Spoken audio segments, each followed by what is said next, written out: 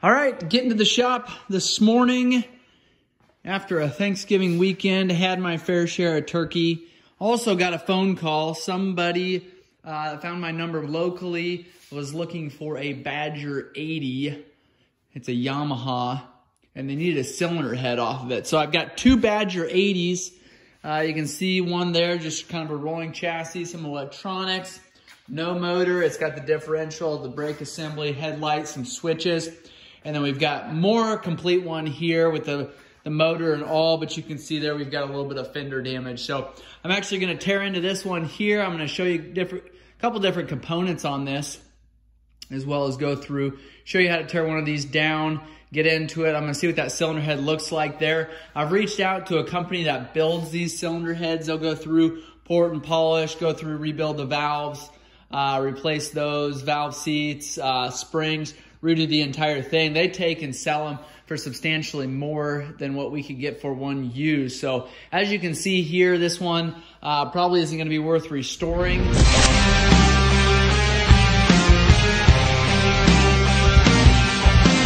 Although it is pretty much complete, I do notice that I've got a carburetor that's completely missing. I've got a CDI box with a chewed up wire, and I'll let you guess what chewed up that wire there. See?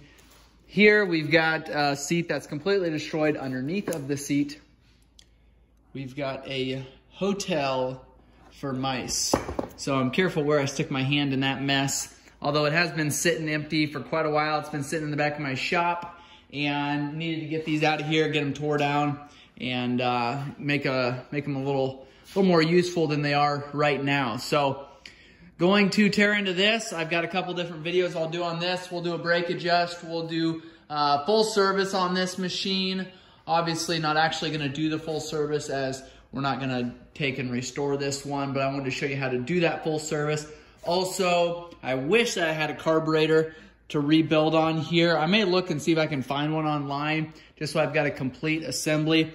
I do want to show you how to clean the carburetor on here. That's important to know. And it's a very, very common issue there. They were smart. They did stick a rag down into that intake boot there, so I'm thankful for that. That way we don't have as much or any water and debris sitting in there. But we will, without a doubt, have probably some damage inside this machine. So stick with us here, and I will show you exactly where we're headed next. I'm going to pull these fenders off here.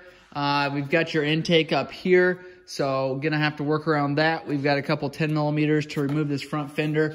I could just kind of break it all off. You can see how brittle it is there. When I was pulling it into the shop here, obviously the tires were low, so I took a strap, just dragging that four-wheeler into the work area of my shop here, and pieces of the fender were just breaking off. You saw there on the other side, the fender was rubbing on the wheel. So we've got a gem here, and I wish I could say we're going to restore it. We're not. This is an 80cc. You can tell that on the engine here. It'll say an 80, sorry, it'll actually say a 79 cm. Also, we've got the VIN number right underneath the shifter there. So I'm going to be able to tell the year on this one. And it's an F. An F is a 1985. So this is a 1985 Badger 80cc motorcycle. We've got our shifter on the left-hand side here. Probably, I would bet, a 3-speed. Comment below if you know exactly how many speeds it is by the time I get this motor torn down and disassembled. Hopefully you guys would have told me exactly how many gears this thing has. So let me know those in the comments below. Let me know you guys' stories on the Badger 80s. I love these little things. I've ridden one at some point in my life. I've enjoyed it. Just a small old four-wheeler like this. Pretty much bulletproof. Although you can see here it's not completely bulletproof because we are tearing it down. We're not restoring it. If it was bulletproof, we would just be changing oil and be back on the road again. So oil filler cap is here on the right-hand side. We've got a dipstick. No oil.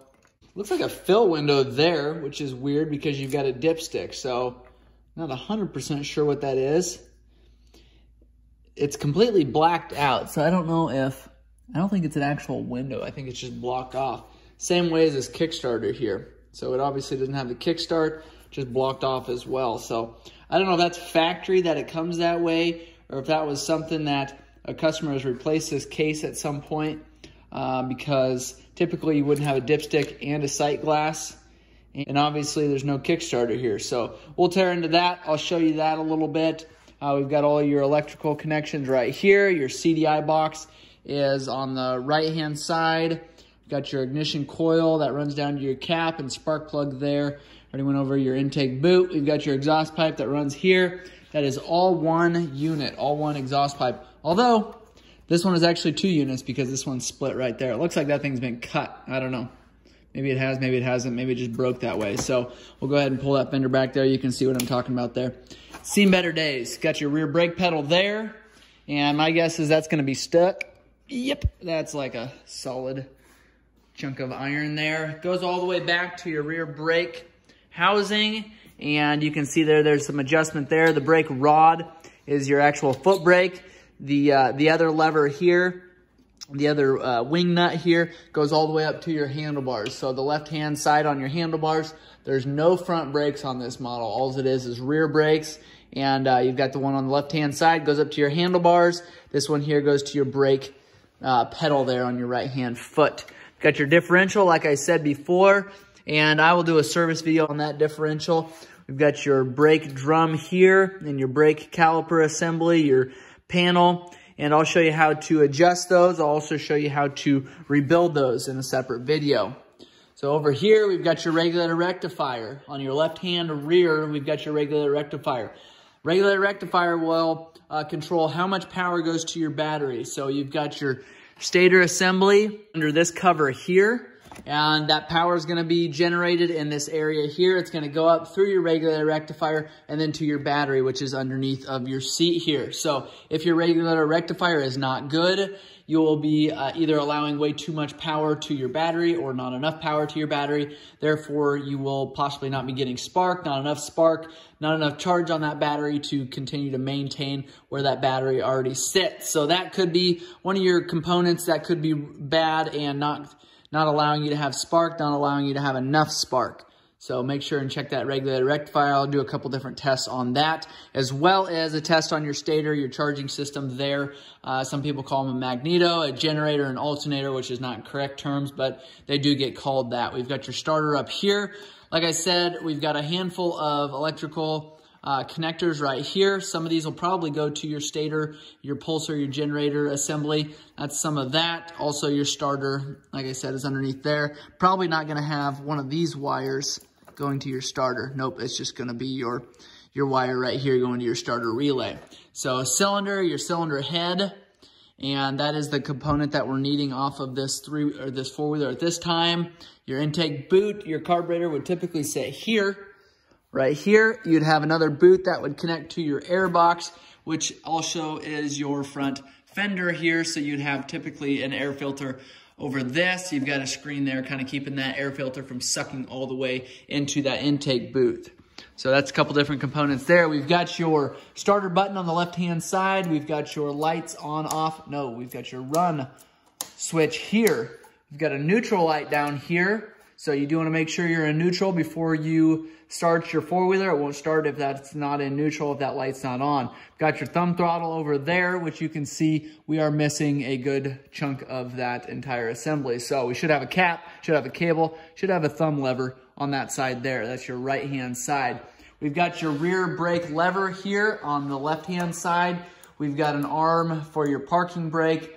So to engage your parking brake, pull this lever back, push this arm down. To release your park brake, if things weren't stuck like they are now, just pull this park brake or pull this lever in. That'll kick that park brake arm up and you will be good to go. We have got your steering assembly on the front here. We've got tie rods. If you can see my finger where I'm pointing out there, there's a tie rod. Over on the other side, the same thing, another tie rod. Those can be adjusted so you can adjust if your wheels are kicked in or out. You can see my entire four-wheeler is kind of turned at an angle right now, so it's not going to give you a true representation of how that sits, but you can adjust these individually on either side there, just in case you're kind of steering one direction or the other. So loosen up these 14 millimeter lock nuts there, 14 miller on this side, and then you can adjust this arm there. Front bumper is replaceable, 12 millimeter bolts. To remove that, you've got 4 bolts holding that on. Can remove that. I've already showed you where the VIN number is. Make sure and check that and verify you're ordering the right parts for the right years. And one other thing over here I wanted to point out was your starter relay. So right underneath there is your starter relay. So when you hit that starter button, it's going to jump across that connector there, and that is how you will start your four-wheeler. If this starter relay is bad, it won't allow that power to jump through those connectors there, and your four-wheeler won't start. So the way to test that would be to grab a screwdriver, jump it across those 2 leads there. You'll have some substantial spark. Should turn your four-wheeler over. If it does not, then probably your starter relay is good. You probably have another issue. Either your starter is stuck, your starter gear's on the other side, which I'll go over in a separate video. Maybe your battery's not charged up good enough, or maybe you just don't have enough cold cranking amps to start that four-wheeler. So check all those things before you go and replace that starter relay, because you think that is bad. That's a good test for it right there. Your ignition switch is on the right-hand side here. It's just a turn switch. If that light kicks on your front fender there, or kind of on your front dash area there, you can go ahead and hit that starter button. If that light, that neutral light, doesn't kick on, then you want to find neutral on the left-hand side there with your shift lever. Make sure you got that. Put in neutral before you try starting that four-wheeler. That is the Badger 80 four-wheeler. If you guys have questions or comments, make sure you leave those below. If this video has been helpful, make sure you subscribe, like, share, and together we will make ATVs great again. Mega.